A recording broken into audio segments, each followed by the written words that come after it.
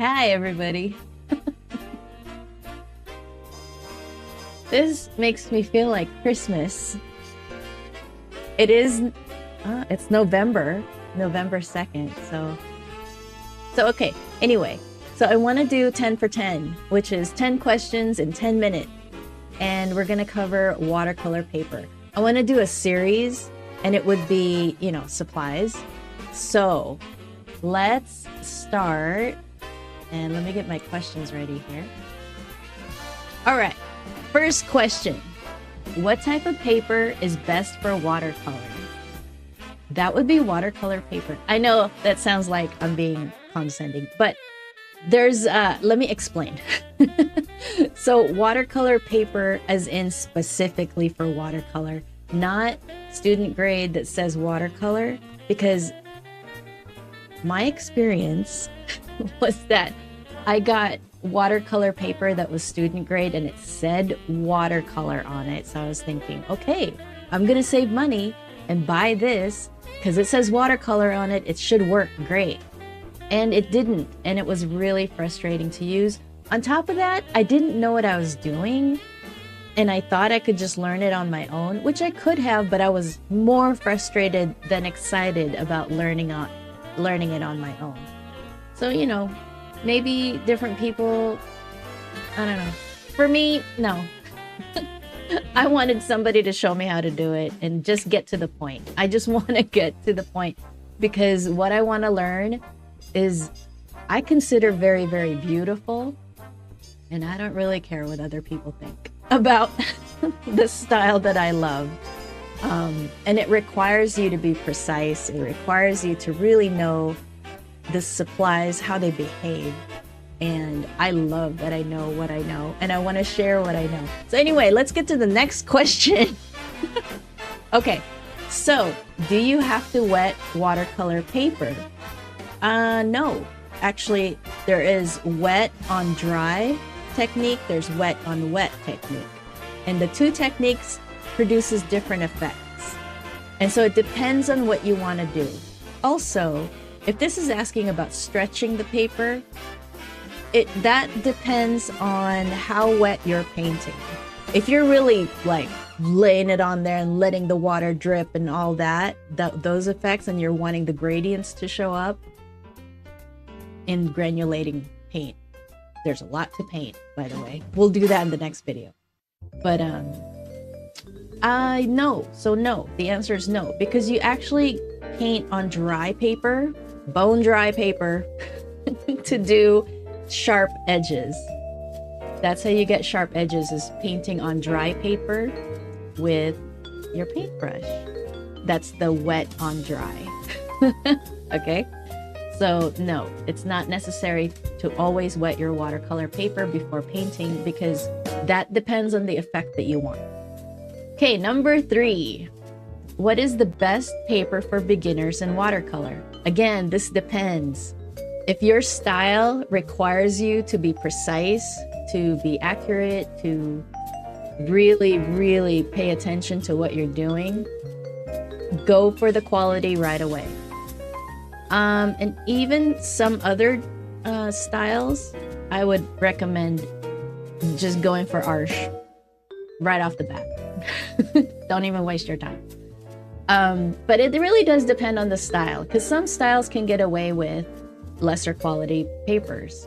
There's like, I call it modern painting, modern florals, where it's mainly the brushstrokes. For the most part, that can get away with it, but I would still recommend real 100% cotton made for watercolor paper. My favorite is Arch. I learned how to pronounce that. Arch. So that's my favorite, but of course there's others out there. And they all have their pros and cons. Okay, so there's not really a perfect paper. It's paper that you love. That's the perfect paper, in my opinion. Okay, so number 4. What is the difference between hot press and cold press paper? That's easy. Hot press is pressed to be smooth, very smooth. And that's the kind of paper that I do, or I use mainly. Now you can see this one, and this is B watercolor paper. It only comes, as far as I know, one type of texture, and it's kind of a cold press, between a cold press and a hot press. And even with this, it can be a little bit difficult to get details, but I mean, it's totally doable. You can do it on cold press arch paper. It's just kind of frustrating to get around the bumps. But yeah, this paper works pretty good. It's half the price. At least when I bought it, it was half the price of Arch. So it was going to be my student, or not my student, but my study paper. And every time I paint on it, I notice a big difference between Arch hot press and this paper. Arch is really fantabulous. It's really nice. I mean, I love it. You know, there's other papers. It's just my favorite. So yeah, and you can see how, well, maybe you can see, I'm not sure, but it buckles and stuff. And Arch will buckle too. Don't think that it won't, unless you stretch it. Anyway, I'm getting off topic. Number 5. What is the texture of watercolor paper? Oh wait, did I even answer? Okay, the difference, hold on. Number 4, the difference between hot press and cold press is that hot press is smooth and cold press is a little bit more rough, but not as rough paper. So that's the difference. And hot press is made for really detailed work. And then cold press is more versatile because you can do detailed work and you can do, you know, you can get texture out of it too. And then rough is very textured, and a lot of dry brushing techniques show up on rough and it looks good. Yeah. So let's see. Number 5, what is the texture of watercolor paper? Well, we just discussed that. I just grabbed these from the internet. So the texture, there's hot, which is smooth, cold, which is in between hot and rough. So there's 3 different textures. And then depending on the brand, you could have really repeated pattern, which you don't really want. At least I don't like it. I like more random looking patterns so that it's not so, I don't know what to call it, but I don't like obvious print on the paper, but it doesn't really matter. It's whatever you like. Okay. Number 6, what is the best paper texture for watercolor? This depends on your style. Cold press is the most versatile, so you can go detailed or you can get textures out of it. So it is what I would recommend when you're starting. Unless you really know what you want, then like me, I knew exactly what I wanted, and I wanted the details, the precision and all that. That's what I wanted. So I knew right away. So I was on hot press right away, but I have a lot of cold press papers to play with. And I also have rough because I think it's important to play in all the papers, including student grade, just so you know what you're getting, and you know that there's a difference between the papers, and you learn your supplies better. I do. So even if you bought paper that's not the best, you can use it for sketching. It's not a big deal. You know, you can't mess up. So don't worry about, oh my God, what paper do I get? You can't mess up. You're going to have to play with all of it. You're going to use all of it anyway. So it doesn't really matter. So just move forward. That's the most important thing, is taking action and moving forward. All right. Number 7, what is the best paper for beginner watercolor painting? So I recommend going straight for the best, right? Arch. And if you're wanting to experiment, cold press 140 pounds is what I would recommend if you're not, too sure about which way. Or you could go with the B watercolor paper. I would just recommend 100% watercolor paper, not just 100% cotton, 100% watercolor paper. You know what I'm trying to say. 100% cotton watercolor paper. And it can't just be 100% cotton paper. It has to be sized for watercolor. So it has to be not has to be, I recommend 100% cotton watercolor paper. All right, even for beginners, 100%. I believe in you. Okay, what weight watercolor paper is best for beginners? Oh, I mentioned that, 140 pounds.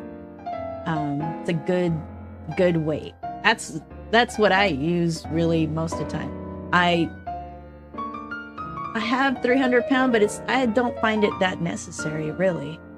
So, I mean, it's nice, but I don't think it's necessary. I mean, for some things, for sure. For like professional, big and awesome paintings, and then yes. But as a beginner, no. Okay, that's number 8. Okay, let's see. What is the difference between watercolor paper and watercolor block? Okay, the only difference, people will argue with this, because there's a myth going on that these are pre-stretched, and they're not. Unless the manufacturer says specifically, not the seller. The seller will lie to you. If the manufacturer, like the place that made the paper, states it is pre-stretched, don't assume it's pre-stretched, because it's not. And it's not a big deal. If you're not painting heavily wet types of paints, you know, it's not going to be that big a deal, but it will buckle. The only convenience for it is that it's bound, it's glued, most likely on 4 sides if you're doing expensive, but sometimes it's only 2 sides.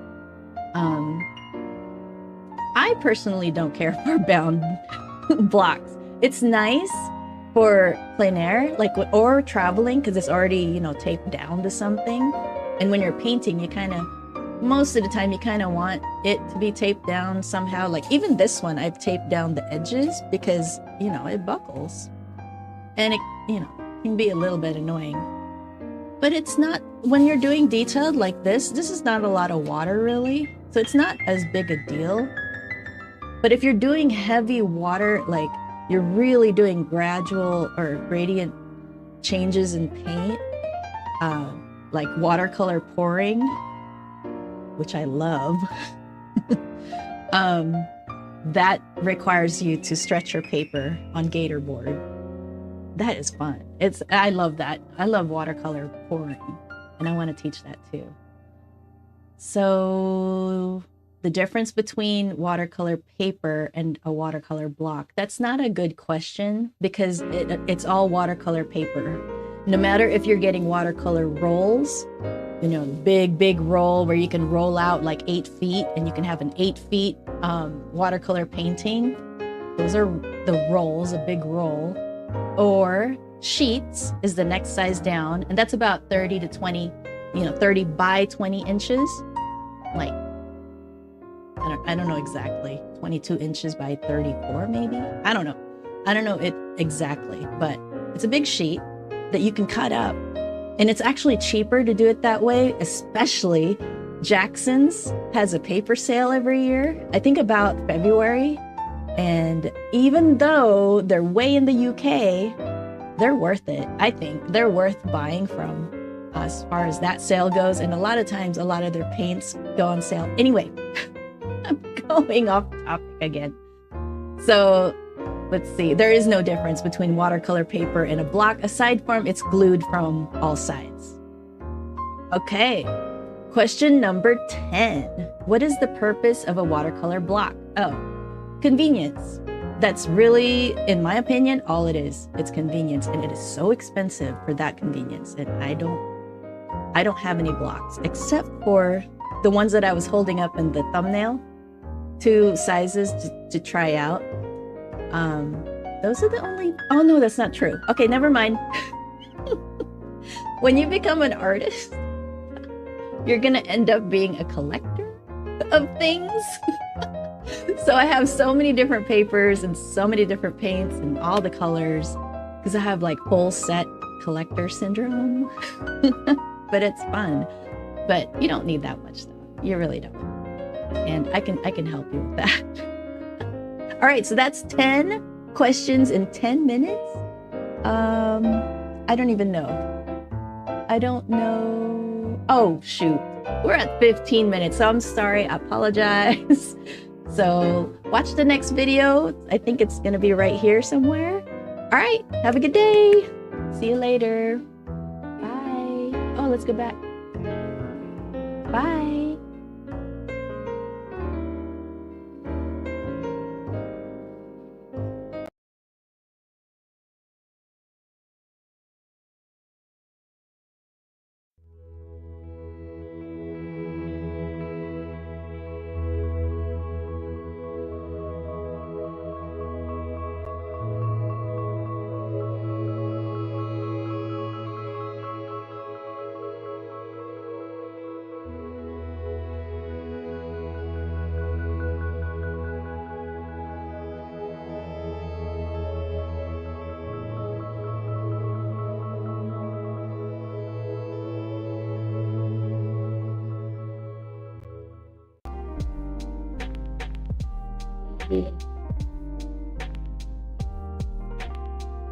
Oh.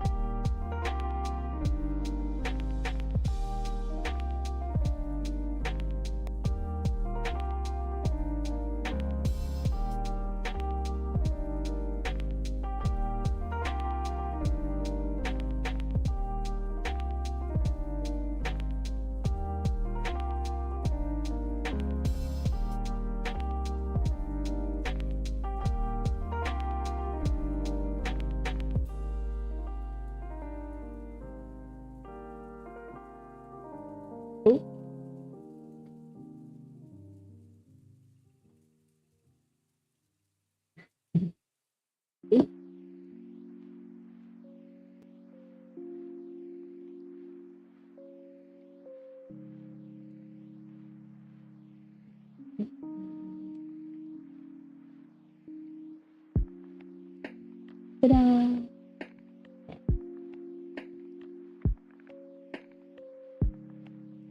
So much to manage.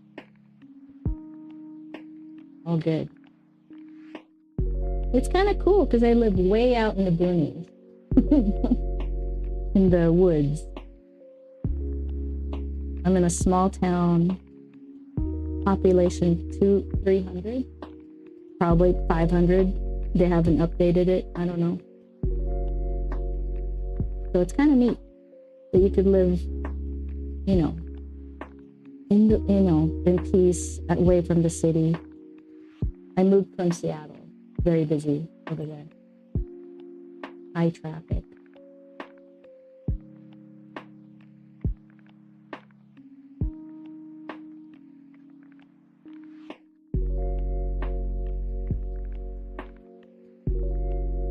I said I wouldn't paint this side, dang it.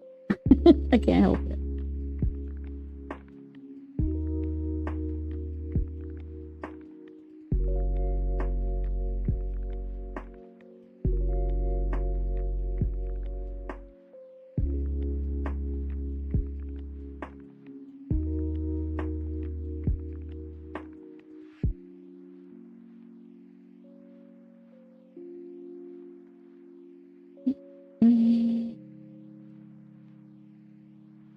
I love how you can just re-wet watercolor.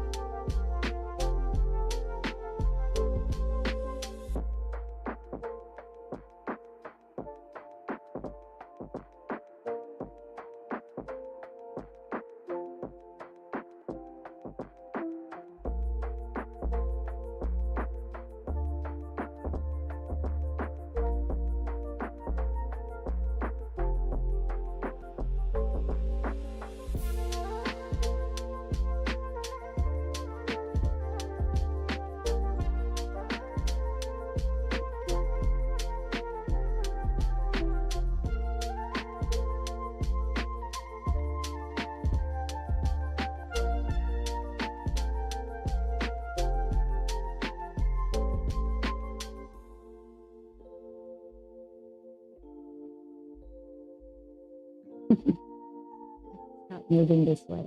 I have to stay over here.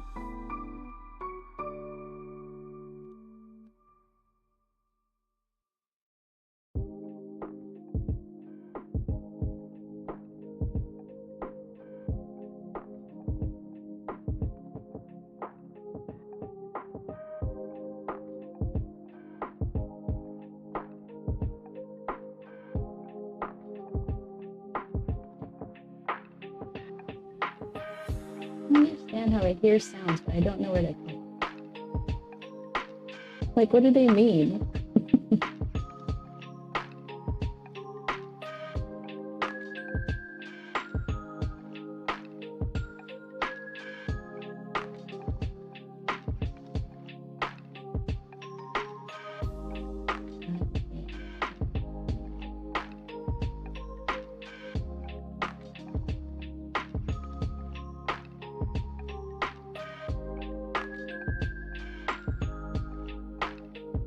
Yeah, no rhyme or reason for the sound.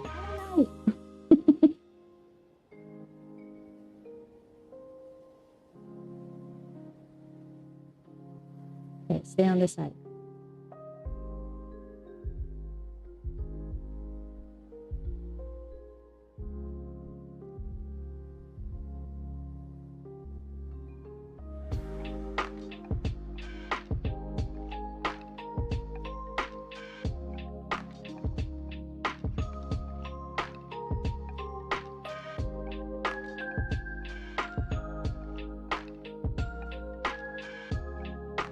That's burnt sienna, and this is French ultramarine. And when the two gets mixed together, they neutralize each other, and they make either, you can shift the black to a warm black or a cold black, or you could do it as a brown. This looks like a burnt umber now, right? So you can turn it pretty much.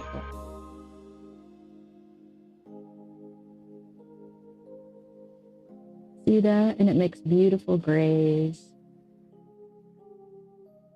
It's like the best combo to make a black or gray or whatever.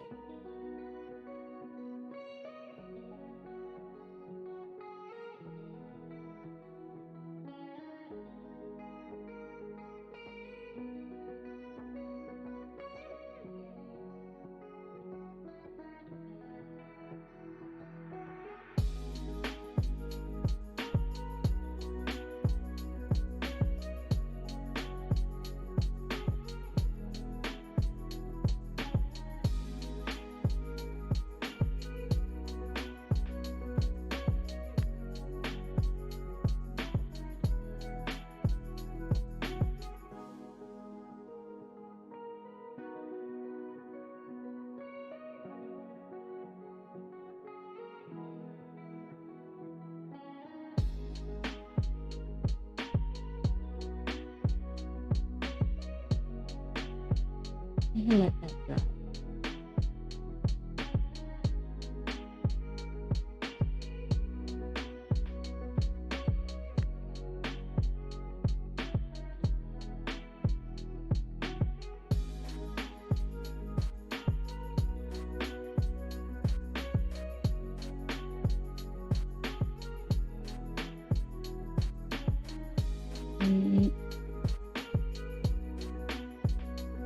I can't see one of them. There's 2 cats.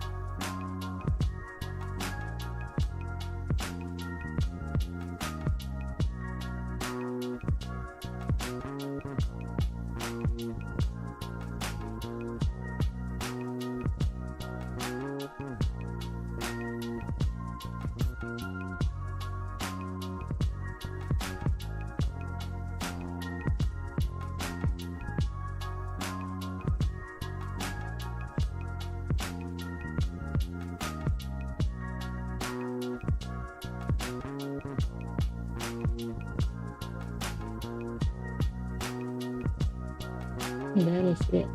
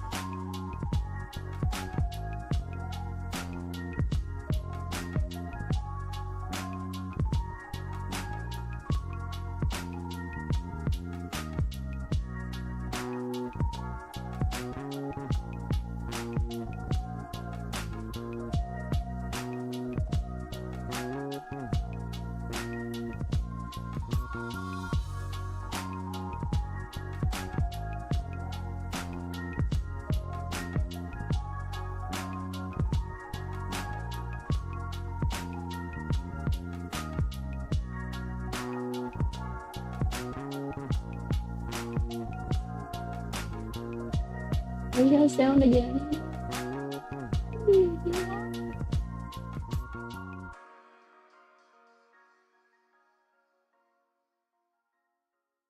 Oh, I bet it's my Kajabi. It's when people react to things on the community. Okay. It's because I'm streaming in it right now. I'm sure there's a setting somewhere. Somewhere there's a setting for that.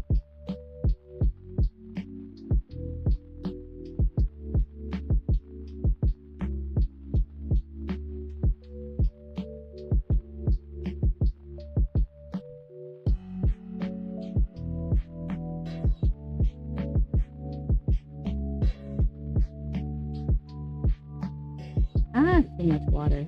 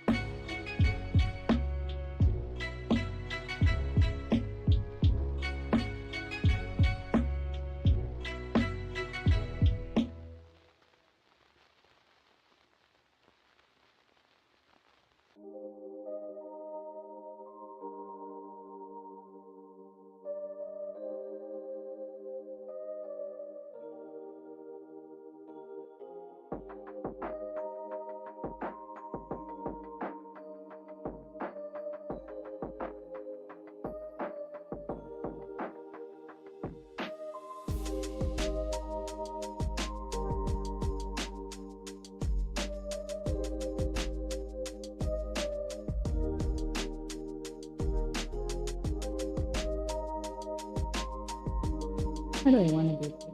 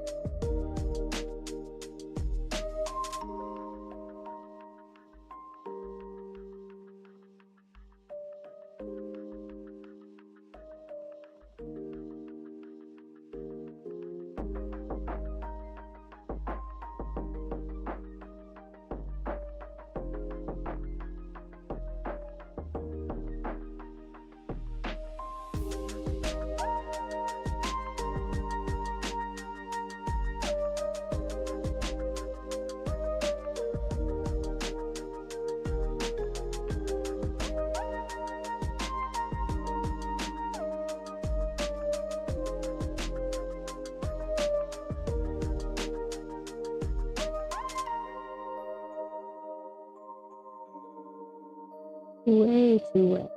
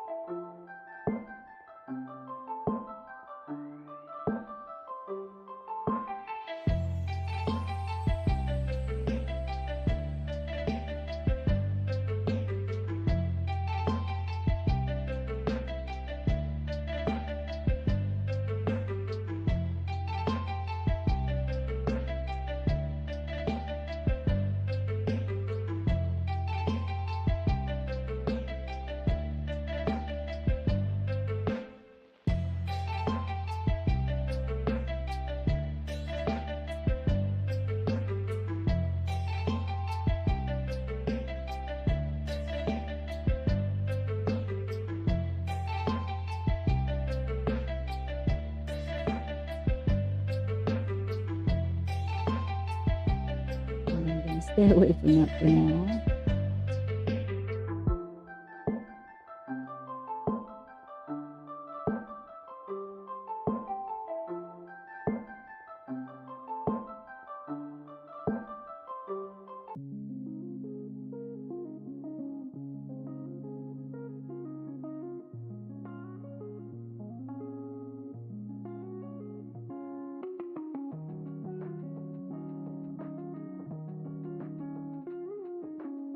I hear music.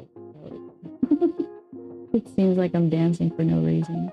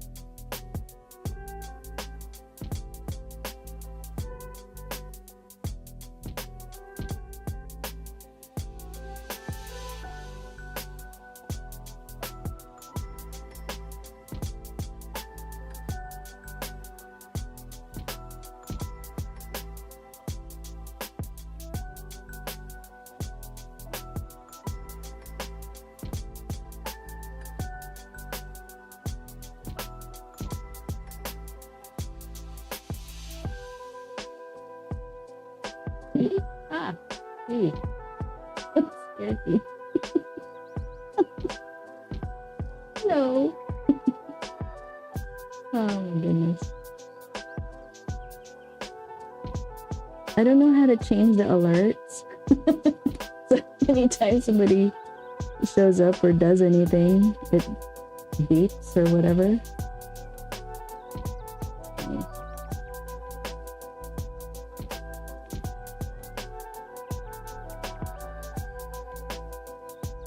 So I added too much water right there, and that's why the pigment is having a hard time getting it. And this is actually a harder paper than Arch to work with. And it's old. I've had it in storage for a long time. So it does a lot of things weird, but that's okay. You just deal with it. You just roll with it.